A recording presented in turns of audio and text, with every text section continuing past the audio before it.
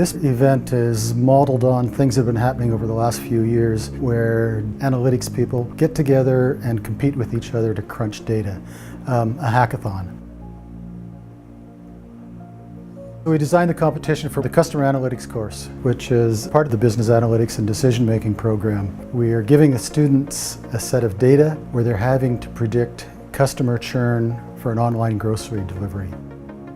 The company was a grocery distributor. Mainly they delivered groceries fresh to the door of different customers. They were finding customers were leaving and they wanted to see why they were leaving. So they gave us their characteristics such as whether they subscribe to the company as well as how long they've been with the company. They have to build models that relate characteristics of the customer's past behavior to whether they left or not.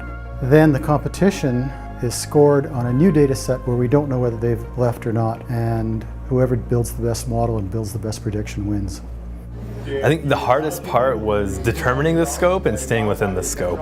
We have a lot of data available and a lot of tools and techniques, and we have to constrain it to the situation in the case.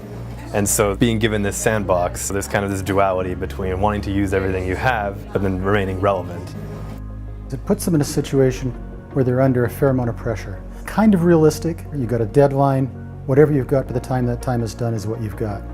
Think, come on, give me a model, don't worry about it. We gotta paste the tweet. You can clean it afterwards, but see what you've got. Okay? Crank a model out.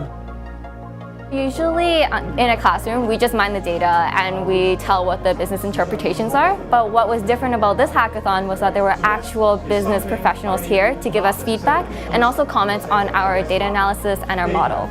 The bigger picture here is to provide your customers with more convenience, not in particular to any of these programs. So what you can look for is when you guys are trying to bundle up the services, try to look at what your other competitors are doing to provide more convenience to your customers. Instead of us profs, they get to do it in front of people who do this for a living.